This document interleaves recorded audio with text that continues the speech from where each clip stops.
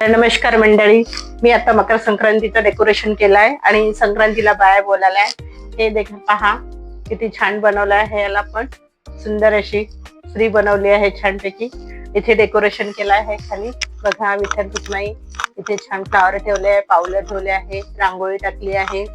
इथे स्वामी समर्थांचा फोटो आहे आणि इथे माझ्या वाणाचा हळदी कुंकू आहे. तर बघा, आणि हे माझं रियांश कंपनीचं ज्यूस आहे बॉटल. आणि छान वरती सजावट केली आहे, पतंग वगैरे. इथे मकर संक्रांतीचं, इथे हळदी कुंकाचं, इथे छान पतंगी लावले आहे. इथे हळदी कुंकू, इथे तिळगुळ घ्या आणि गोड गोड बोला. आणि इथे छान छान लावलं आहे. तर बघा आता संक्रांतीला बाया येऊन छान छान नाव घेतात.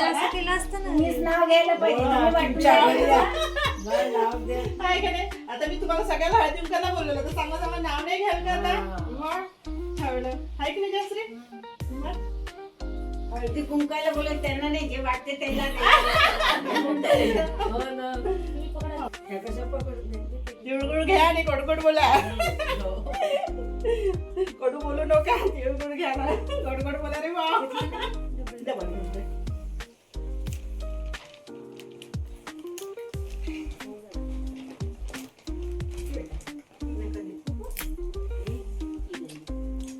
तिळगुळ घ्या. मलाच घ्यावं लागते. आता मलाच घ्यायला लावत आहे. घेऊ का? घ्या ना.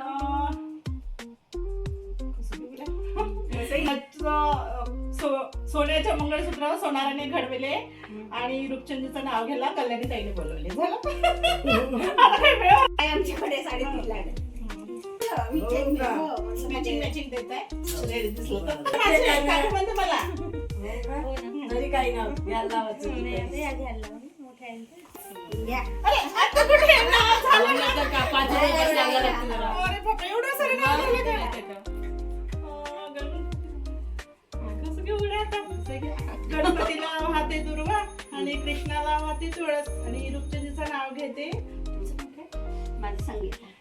संगीताईचा दिवस नाव घ्यायचा. चांगलं नाव घ्या. घ्या. मग घ्यायचं का? सगळ्यामध्ये त्याच्याच नाव नाही. घ्या, घ्या. बरं झालं. घ्या ते. बरं, महादेवाच्या पुटीला हात घालते वाकून आणि रूपचंदीचा मान घेते, गोडबोलीताईचा मान राखून. झालं? तर नमस्कार मंडळी, आता माझा वाण झालेला आहे आणि आता बनवत आहे मी मेथीची भाजी. तर बघा, ही आहे भाजी. आता याला धुवून टाकायची छान आणि बनवायची. तर बघा आता कशी बनवते. तर सर्वात पहिले याला धुवून टाकायची आणि स्वच्छ करायची आणि गढूळ पाणी काढून टाकायचं. तर याला आपण धुवूया. तर याच्यामध्ये आता पाणी टाकूया. बघा, म्हणजे जे गढूळ पाणी आहे ते निघून जातं. आणि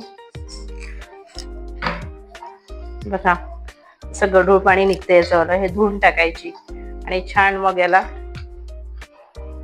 भाजी बनवायची. तर चला आता आपण पाणी टाकतोय, धुतले याला. तर हे मेथीचे आपले तुरीचे दाणे आहे आणि याला पण या मेथीमध्ये टाकायचे आहे आणि फार रुचकर लागते या मेथीमध्ये टाकल्याने. आणि हे वर्षातून एकदाच लागतात. हे खूप छान आहे. हे दाणे तुरीचे दाणे आहे. आणि ही मेथी धुणं झाले आहे आणि त्याच्यामध्ये लागणार कांदा आहे, मिरची आहे आणि टमाटर आहे. तर आता आपण याला बनवायचे आहे. तर बघूया, पॅन ठेवला आहे मी. आता ऑइल टाकते. आता तेल गरम झालंय आणि मी जिरं मोहरी पण टाकलेलं आहे, ते पण झालंय. आता मी कांदा टाकणार आहे. आता कांदा टाकून देते मी पूर्ण आणि त्याला परतून टाकते त्याला छानपैकी. आणि त्याला थोडा लालसर होईपर्यंत, थोडा लालसर तांबडा होईपर्यंत त्याला छान परतवते. आणि मग झाला की मिरची टाकते. त्याला आता गरम होऊ देते छानपैकी. आता कांदा पण झालेला आहे आणि मिरची पण टाकली. आता मिरचीला चांगलं होऊ द्यावं लागेल तेलामध्ये. नाही, आपण जर झालं नाही तर ते तिखट लागेल. पण चांगलं मिरचीला चांगलं होऊ द्यायचं तेलामध्ये आणि परतून परतून टाकायचं, मधून मधून परतायचं त्याला. आणि जी ही मेथी जी आहे, ही मेथी ही छान वाटते. हिवाळ्यात जास्त निघते, हिवाळ्यात स्वस्त राहते, बाकी दिवस ही महाग असते. आणि ही इतकी छान वाटते खायला की खूपच छान वाटते. ही हिवाळ्यामध्येच राहते आणि ही अशी खायला पण छान वाटते. आणि जे आपण हे आहे ना, हे तुरीच्या शेंगा या वर्षातून एकदाच लागते. आणि याचे पण हे दाणे पण खूप सुंदर आहे, टेस्टी खायला. याला जर आपण असे जर याचं आळण वगैरे बनवलं ना तर खूप सुंदर वाटते, किंवा असं वाटून जरी केलं ना तरी छान वाटते. आणि बरेचसे जण हे मेथीच्या भाजीमध्ये टाकतात, बटाटे टाकून, दाणे टाकून सुंदर वाटते भाजी. आणि आता माझा कांदा झालेला आहे, हे पण झालेलं आहे. आता मला टाकायला लागते, मी तिखट मीठ टाकून देते. कांदा झालेला आहे, मिरची झालेला आहे, तिखट मीठ टाकून देते. मोठ्या तिखट मीठ टाकलं. आता तिखट मीठ हळद हे सर्व टाकलेलं आहे. आता त्याच्यानंतर मी हे तिखट मिठाला होऊ देणार आणि त्याच्यानंतर मग मी टमाटर टाकणार आहे. तर आता हे तिखट मिठाला होऊ देते. आता टमाटरला परतून घेते आणि टमाटरला शिजू देते चांगलं. म्हणजे टमाटर, मिरची, कांदा छान शिजू देते. त्याच्यानंतर मग मी ते दाणे टाकते, तुरीचे दाणे. आणि तुरीच्या दाण्याला सुद्धा आपल्याला शिजू द्यावं लागेल थोडे, आणि शिजल्यानंतरच आपल्याला मेथी टाकायला लागेल, नाहीतर दाणे हे कच्चे राहतील. तर हे दाणे आहे, तर याला शिजू देते, त्याच्यानंतरच मी टाकणार.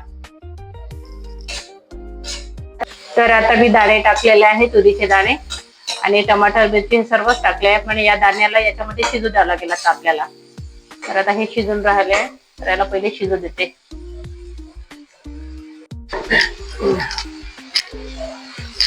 आता मी मेथी टाकत आहे, दाणे वगैरे शिजलेला आहे, पूर्ण मेथी टाकली आता आणि याला परतून टाकते. थोडं केस पण सुटली, खास काय म्हणते मोठा पावर होता ना गॅसचा, त्याच्यामुळे थोडं. आणि याला आता परतून टाकते छानपैकी आणि परत अजून टाकते. आणि हे पूर्ण चिमेल, पूर्ण हे चिमून जाणार पूर्ण. जेवढा पावर राहील ना तेवढं लवकर लवकर ती चिमून जाईल. आणि भाजी मग छान, एवढ्या मोठी भाजी जे बिलकुल थोडीशी होईल बनवून, पूर्ण चिमेल येईल. आपल्याला असं वाटतं की ही खूप मोठी भाजी आहे, पण चिमूण्याने ही फार थोडीशीच होते बरं, जास्त होत नाही. तुम्हाला असं वाटतं की खूप मोठी भाजी आहे ही, पण काही नाही, ही चिमली की बिलकुल थोडीच होते. बिलकुल तुम्ही बघाल आता किती थोडी बनणार. ही भाजी बघा मेथीची, पूर्ण चिमली. किती मोठी वाटत होती, एवढी वाटत होती, एवढी पूर्ण चिमली ती. आणि आता एवढीशीच झाली. आणि याच्यामधलं पूर्ण पाणी आता आटेल आणि हे दाणे पण शिजेल. पण दाण्यासाठी आपल्याला पाणी ठेवावं लागलं ह्या भाजीला. आणि हे पूर्ण दाणे पण शिजेल याच्यामध्ये. आणि ही मेथी आणखी कमी होईल, थोडीशीच होईल. आणि बघा आता याला परत पुन्हा झाकून ठेवते, म्हणजे आणखी याच्यात पण कमी होईल. आधीच किती मोठी होती आणि त्याच्यात पण पॅनच्या पण वरती होती आणि पॅनच्या खाली झाली आणि परत अजून कमी होईल. मेथीची भाजी झाली आहे बघा, मेथीची भाजी झालेली आहे. आणि आता मी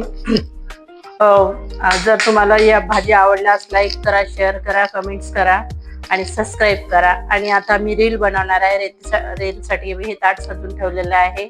आणि रील सुद्धा आवडल्यास लाईक करा, कमेंट्स करा, शेअर करा. Thank you so much for watching.